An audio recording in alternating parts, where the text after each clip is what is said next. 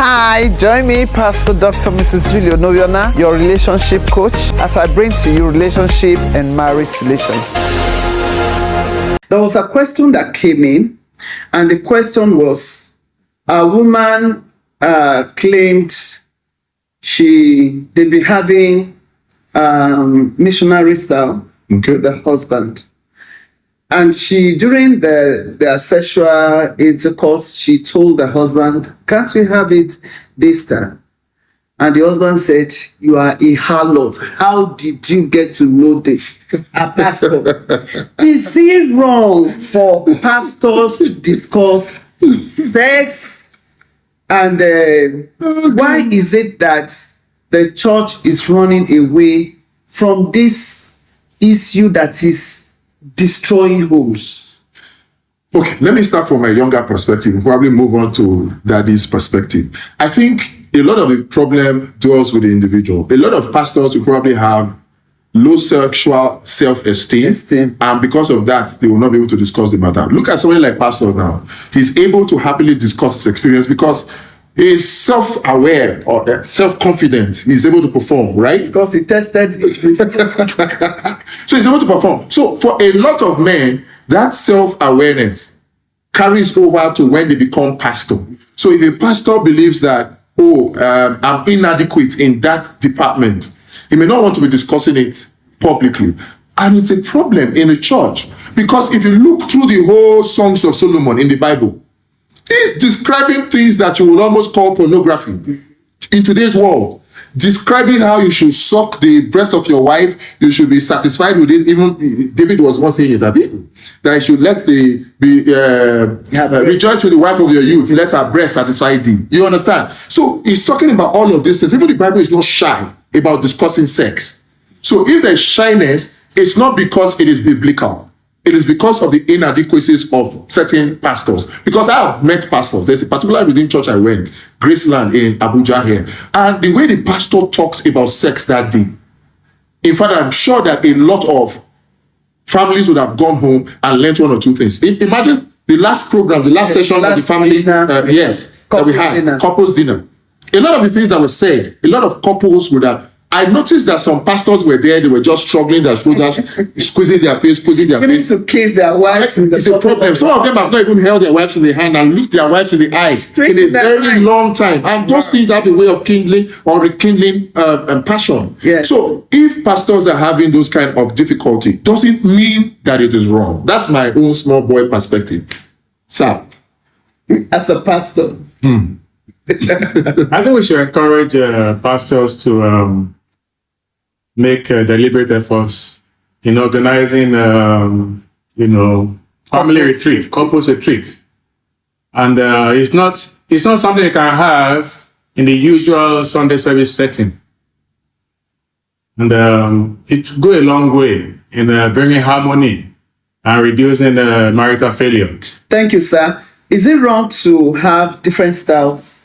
Oh, not at all. They said that variety it's the spice of life. The spice of life. So doing it one way, this week, next week, next month, throughout the year, 247, doesn't have spice. More than that is that. Doesn't have spice to the So can you tell us some of the...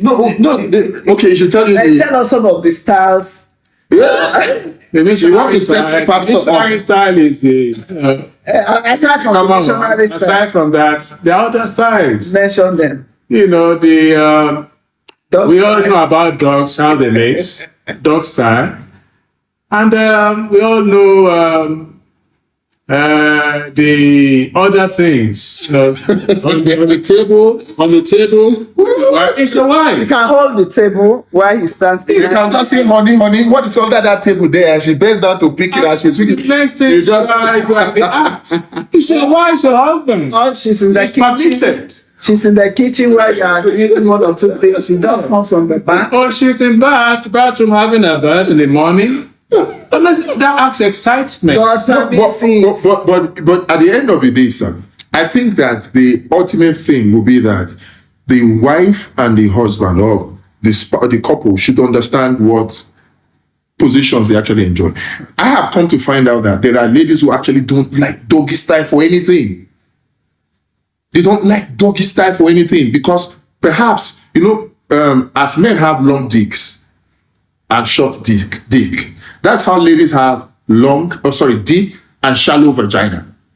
So for some of them, if a man who has a huge or long dick marries a lady that has short vagina, small penetration should be hitting the end of the vagina. And so she'll be feeling pains. So some ladies don't like doggy for any reason. So it means an understanding between the couple. The husband should understand the style that the wife, if the style that the wife enjoys is missionary, then you can do modified missionary. Yeah. And the variety or the spice now will now be in your foreplay, the way you do the foreplay. Or if the doggy is what you want, because there are some men that want it, then you understand that, okay, I have to hit it little by little or go slowly or don't be too brutal and all that. So everything has to do with understanding. If a woman is enjoying sex, missionary style, and she orgasms every time, I'm telling you, she will not complain that it is missionary style only she's doing. Exactly. She won't. It's only going to be a complaint if the missionary style is not satisfying her. And for that lady opting for divorce, I think position of styles will solve your problem. Exactly. So find out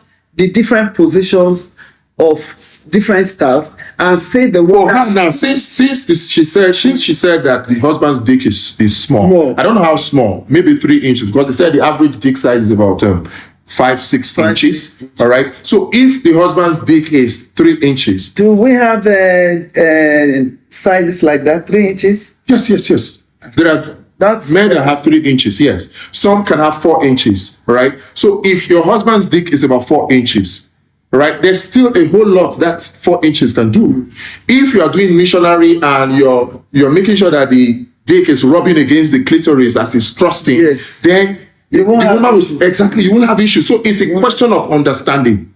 It's a question of understanding, and it becomes more difficult when the both of them are trying for a child, because trying for children, and this goes back to the question you asked earlier, if they should be ejaculating every day. Men who ejaculate every day, if they are trying for children, find it more difficult to actually take in. Yeah. Because the more you ejaculate, the weaker your sperm cells are. Becomes. And you discover that you ejaculate, probably the woman is not even lubricated to reduce the whole acidity of the vaginal area. All right? And then your sperm is weak. Then when you ejaculate, the acidity of the vagina just kills the whole thing. Neutralizes it. So it is always good that if a husband and a wife are trying to get pregnant, then they should limit their sex. They should not fall for the trap of sexual prescription. Doctors can actually prescribe the wife as the sex as prescription for the couple and say, okay, you can sleep with her 2 times in the morning, sleep with her 2 times in the evening every day. Let's see what God will do. No. If you are looking for a child and you've tried one, second time and failed, what you need to do is sit down and actually wait. It is advisable that the husband should check her testosterone level, check his testosterone level, his motility level, stress level, because stress. Yes, cortisol level, all of those things. When you search all of that, then give yourself a period of 6 months or 3 months for your sperm cells to actually mature and to build up very well. And then when you start, just wait for that 5 days window of ovulation. If you have the right sperm counts and they take advantage of the is it on ovulation period? It's encouraged that you pump and ejaculate multiple times. Yes, particularly at once for the those waiting on the Lord who have been waiting. Yes. Okay. Then it's also important for men to visit the hospital to check their hormone level. Know your values. Know your values, because know your blood pressure. Know your glucose level, your sugar level. Know your testosterone level. Know your cholesterol level. Know all these things. They are very, very important. Know it. Because they can be underlying factors for barrenness, right? Yes. And of course, the ultimate solution to all this struggle with fruit of the womb and waiting on the Lord thing is for you to get married early. It's difficult to find a 20-year-old lady or 25-year-old man that are looking for fruit of the womb. It's very hard. It's very hard. It's very, very hard. We know that the cancerification or whatever, the things that we eat now actually reduces the fertility, but still at that age, it's difficult. So you will see your children's children is dependent on how early you start to. So it is advisable that we encourage our children to marry as early as possible. 2025. Because of my own calling, I want to talk about the place of being close to God.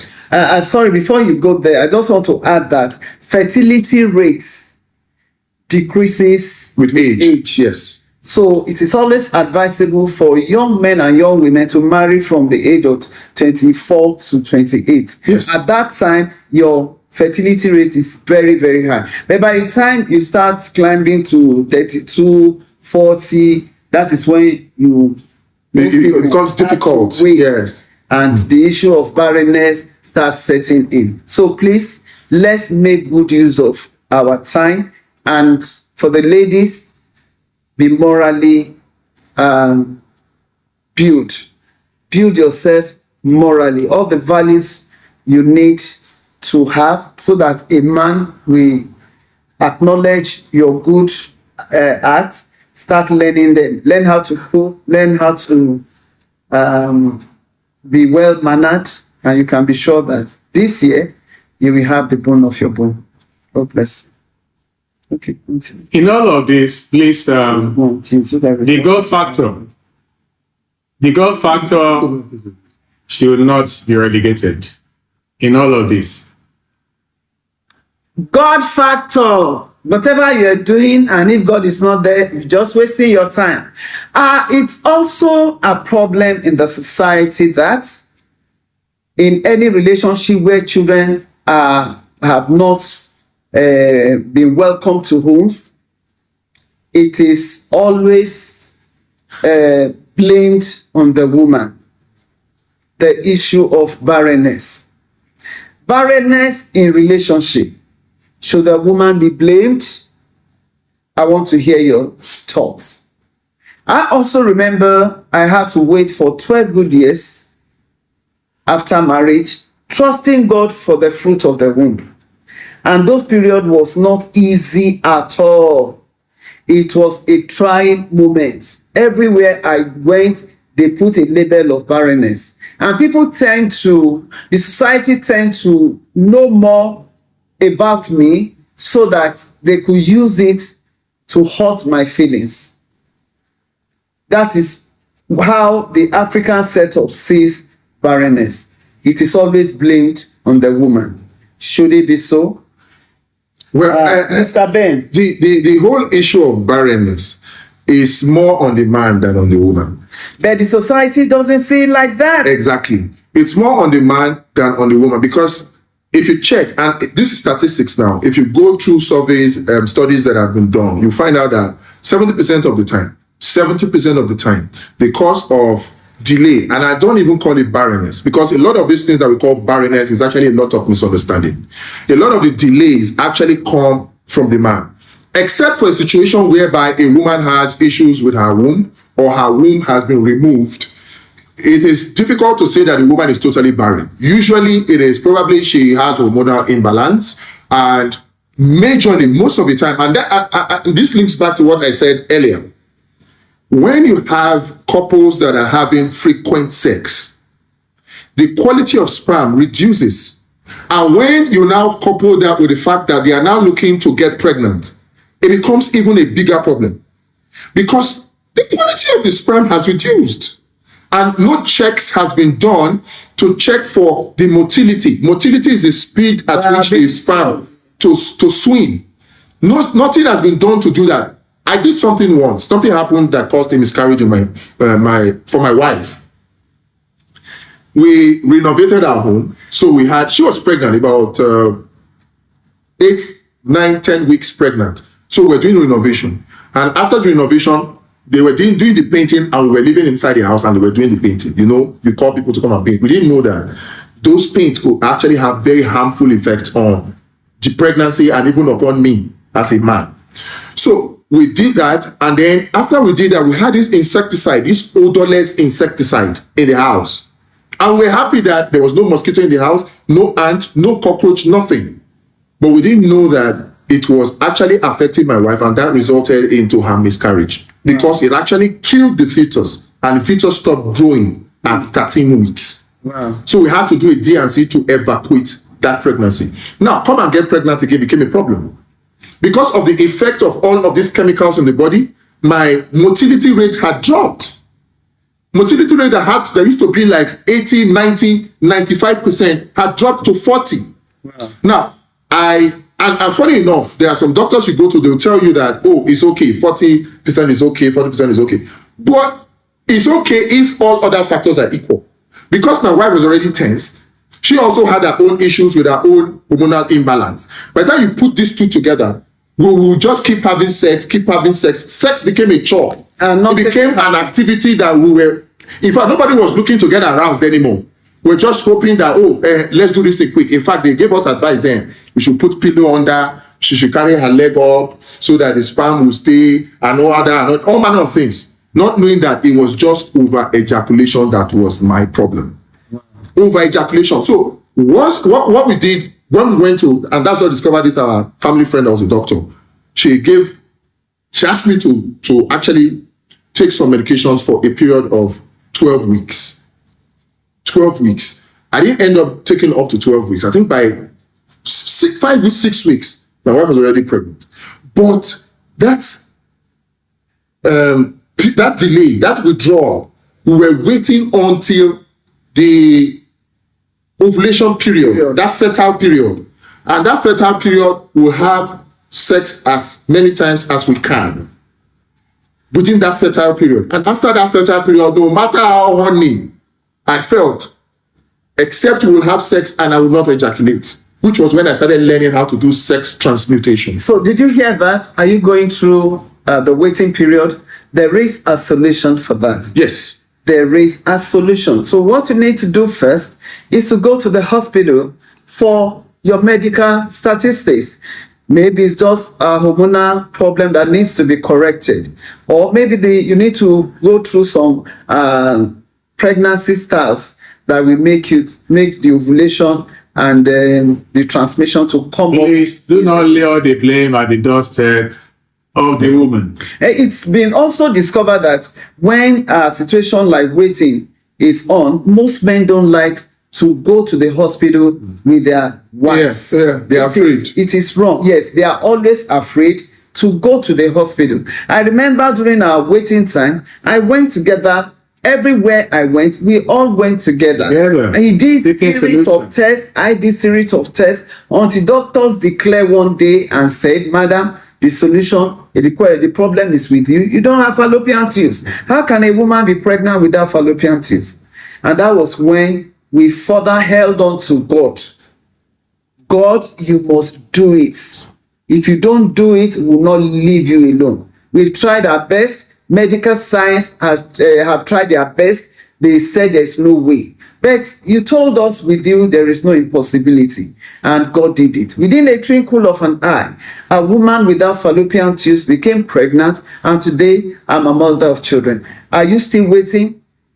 What's the doctor's report? Present that doctor's report to God. And you can be sure that he has spare parts in his care that he can give to you. If he gave it to me, he still have all those spare parts in his hands. Hold on to God and he will answer you in the very shortest time. In fact, one of the advantages of even going to the hospital is helping you to know how to pray.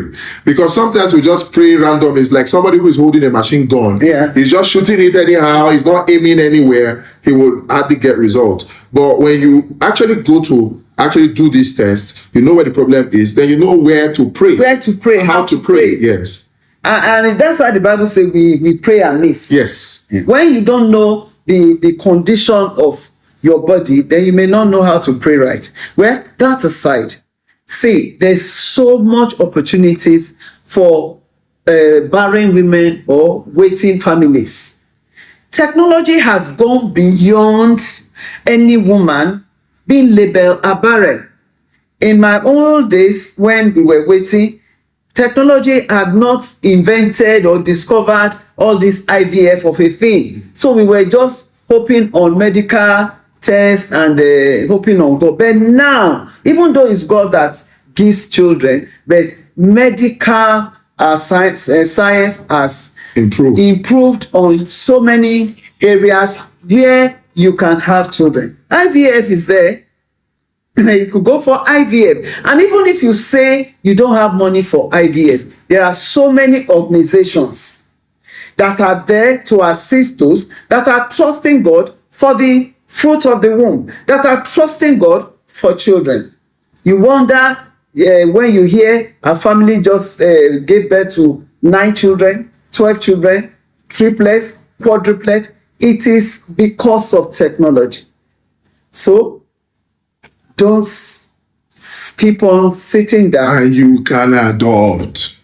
Thank you very much. You can adopt. You can adopt.